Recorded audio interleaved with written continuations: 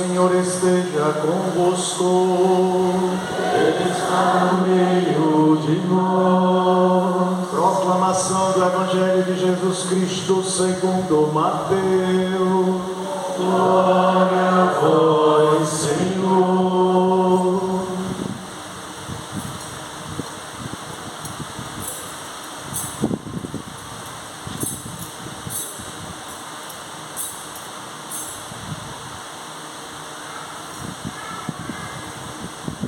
Depois que os magos partiram, o anjo do Senhor apareceu em sonho a José e lhe disse: levanta-te, pega o menino e sua mãe e foge para o Egito.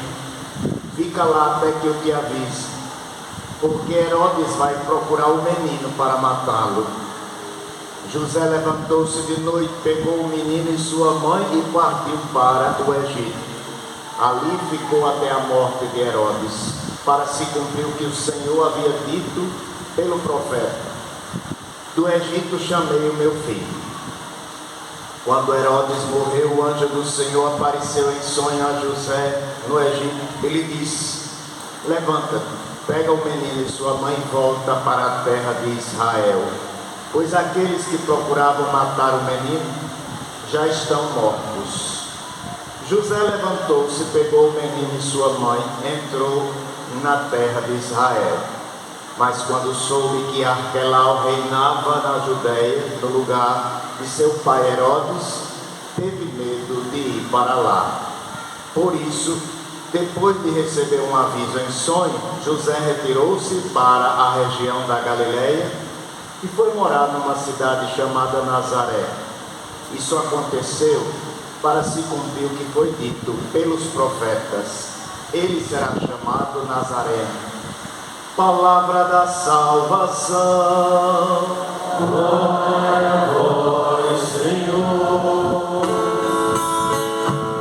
Aleluia, aleluia, aleluia, aleluia.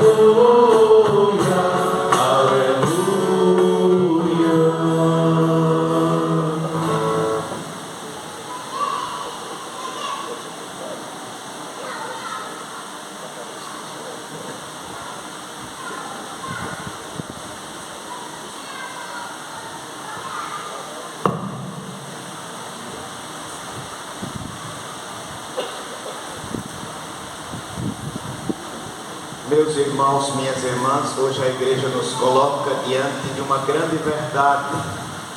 Deus quis salvar o mundo entrando numa família.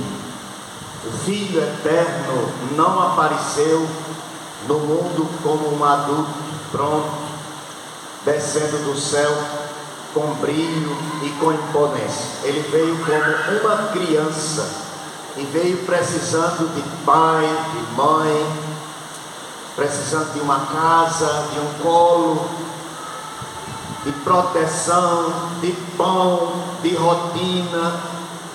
E isso não é um detalhe, isso é ensinamento para nós.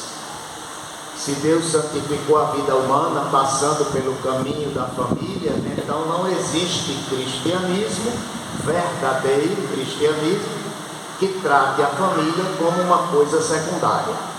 Não existe.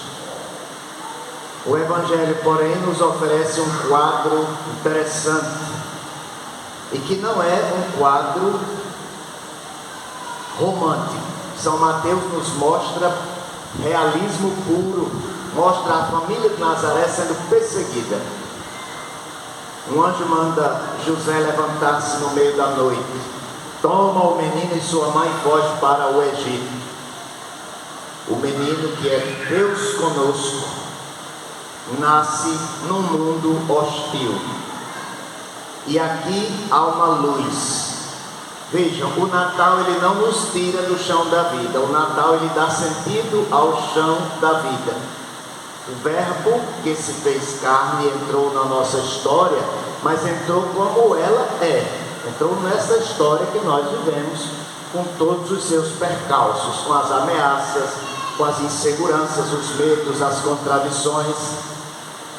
Nem a Sagrada Família foi poupada das dificuldades. Pelo contrário, ela foi sustentada por Deus em meio às dificuldades. E reparem aí uma coisa: a salvação passou por uma atitude concreta de José. José não fez nenhum discurso, simplesmente obedece, se levanta e vai proteger e conduzir a família de Nazaré. José não se colocou no centro, pelo contrário, ele colocou o menino no centro. A santidade dele está justamente nisso: ser o guarda do que é de Deus, ser um guardião daquilo que Deus lhe deu como missão. E como isso fala forte às famílias de hoje, aos pais de hoje. Vejam, um pai e uma mãe, eles não estão aí só para pagar as contas dos filhos, não. Estão para guardar o quê? A fé da casa, guardar o respeito do lar, guardar a dignidade dos filhos, o esposo guarda o coração da esposa e vice-versa, guardar a presença de Deus dentro de casa. É neste sentido que nós falamos. Quando tudo isso falha, aí o lar vira um lugar sem proteção, um território sem proteção, e é invadido por tantas coisas, pelos venenos da vida. Quando o pai e a mãe falham nessa coisa, qualquer voz entra, qualquer ideia entra na casa, qualquer vício, qualquer influência. Por isso que é preciso guardar, ser um guardião. E o LDU, a primeira leitura, o livro do Eclesiástico, vai direto ao ponto, diz assim: honra teu pai e tua mãe. Honra teu pai e tua mãe, não o abandones, mesmo quando lhe faltar o vigor, mesmo quando lhe faltar a lucidez. Há uma hierarquia santa dentro do lar. Não é o filho que manda no lar, é isso que eu quero dizer. Não é o grito que governa o lar, não é a birra que decide o que está correto ou não dentro de um lar.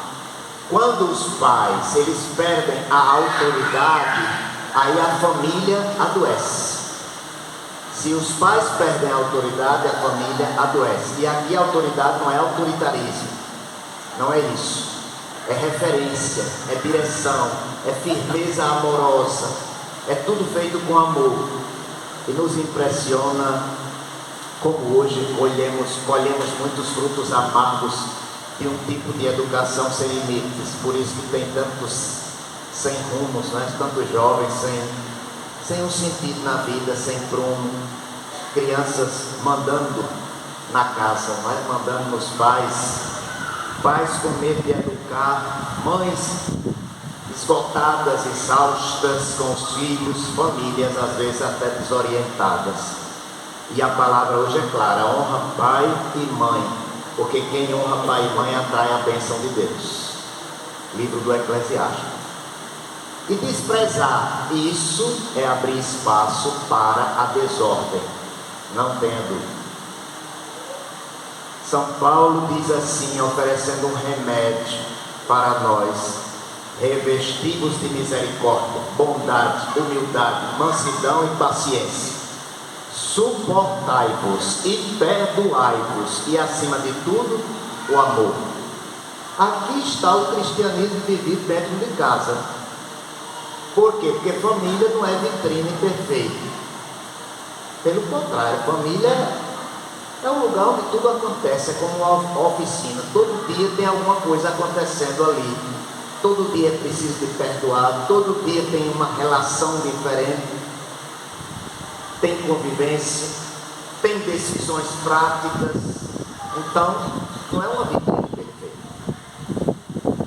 Se alguém perguntar assim: por onde eu devo recomeçar para que tudo dê certo dentro da minha família? A resposta é muito simples: comece pelo Evangelho.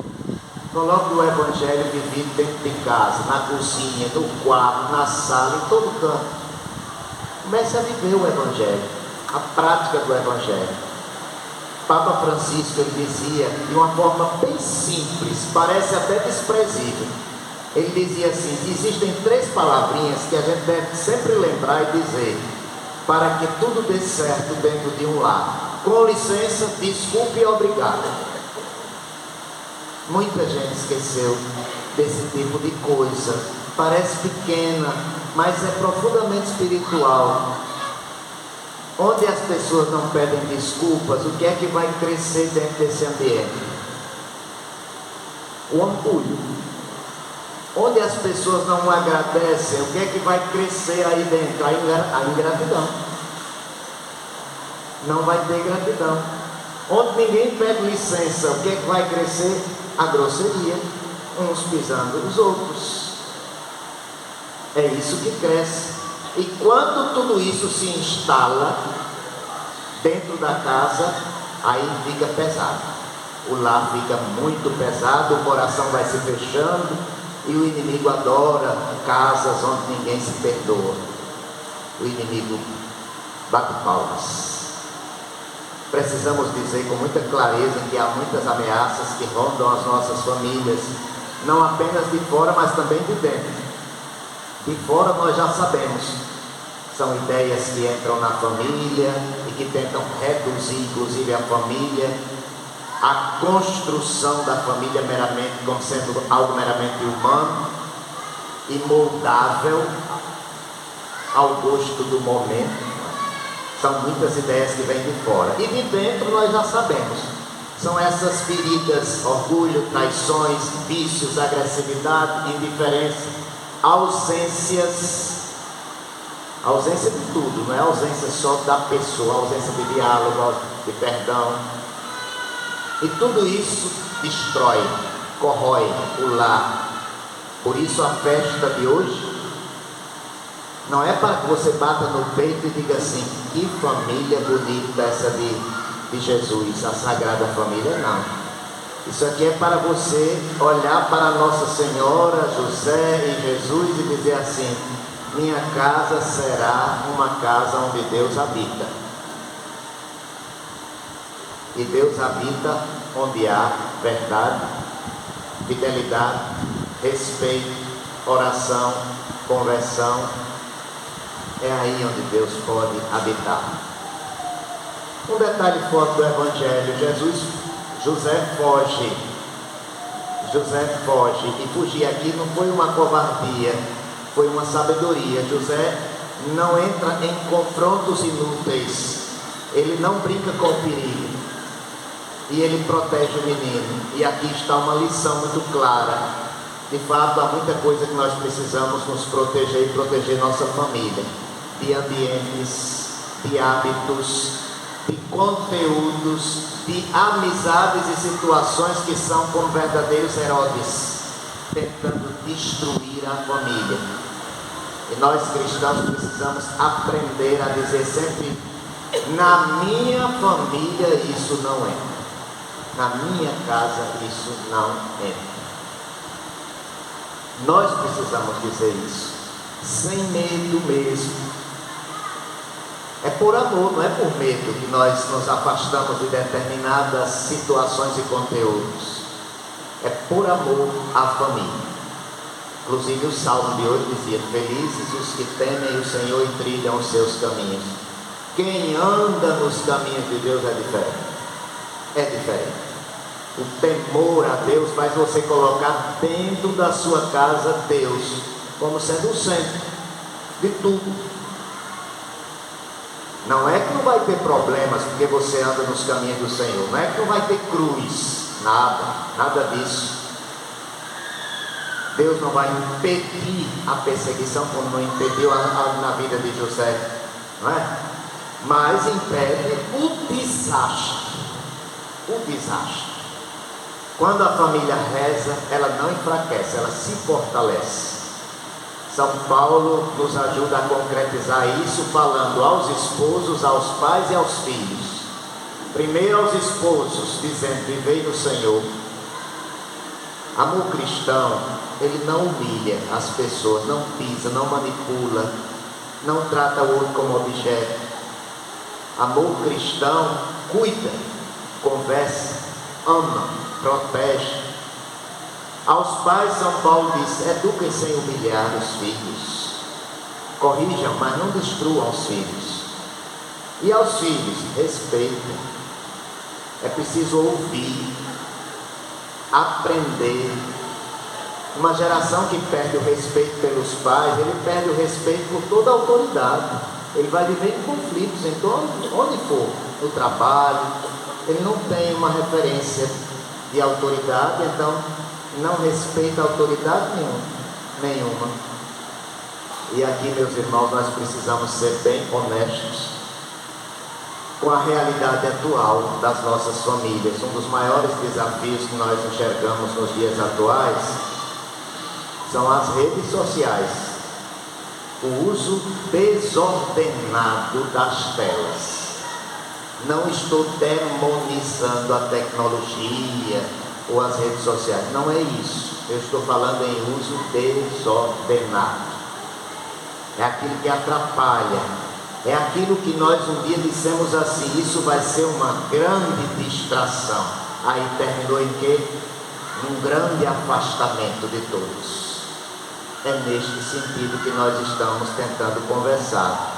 Aquilo que antes começou como sendo, ou parecia que ia ser, uma grande comunicação entre as pessoas, transformou-se num grande silêncio.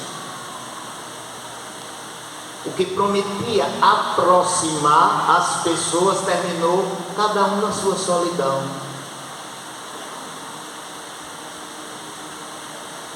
Um exemplo, tem muitos, mas às vezes tem marido e esposa vivendo dentro da mesma casa, em mundos diferentes. Pais e filhos sentados à mesma mesa, cada um preso à sua tela. Vocês sabiam que muitas crises conjugais, muitas desconfianças e separações, elas não começam pelas traições, começam pelas pequenas ausências. Cada um no seu lugar. São aqueles olhares desviados, aquele coração capturado, não pelo lar, mas para fora do lar. Onde não há presença, o amor adoece. Onde não há diálogo, a confiança se esvazia. E onde Deus não é acolhido, outros senhores ocupam o lugar. Senhores com S minúsculo, claro. Outros ocupam o lugar. Hoje essa família de Nazaré nos ensina uma outra lógica, a lógica da presença, da escuta e da atenção. Por exemplo, Maria e José, como eles viviam, Maria, José e o menino? José, ele vive para Maria e para o menino. Uma presença constante, proteção constante. Como era que Maria vivia? No meio das dificuldades, do corre-corre, do foge aqui, foge ali, ela guarda tudo no coração. Grande sabedoria. Vai meditando no coração. E Jesus cresce nesse ambiente de um vínculo total, de uma proximidade concreta entre os pais. Não havia luxo, mas havia fidelidade. Não havia facilidade, mas havia Deus no centro daquela casa. Por isso que essa festa da Sagrada Família nos chama a um gesto simples e exigente. Precisamos reordenar o coração e a casa, nosso lar. Reordenar o coração e a nossa casa. O que seria isso? Recuperar o diálogo, proteger aqueles momentos bonitos da nossa família, devolver à mesa, a oração e a convivência o lugar que lhes pertence. Não se trata, repito, e demonizar as coisas, demonizar a tecnologia ou as redes sociais, mas de não permitir que essas situações governem aquilo que Deus nos confiou: o amor conjugal, a educação dos filhos, a santidade do lar. Isso daqui somos nós que governamos, e não a internet, as redes sociais, nada disso. Você é responsável por educar seus filhos pelo amor conjugal e pela santidade da sua casa. Voltemos então o nosso olhar para Nazaré. Que São José nos ensine a proteger nossos lares, que Maria nos ensine a guardar o coração, que Jesus reine em nossas famílias, porque quando Cristo habita a nossa casa, a família permanece de pé. E quando a família se salva, muita coisa ao seu redor vai se salvando também. Creio em Deus Pai Todo-Poderoso e em Jesus Cristo, seu único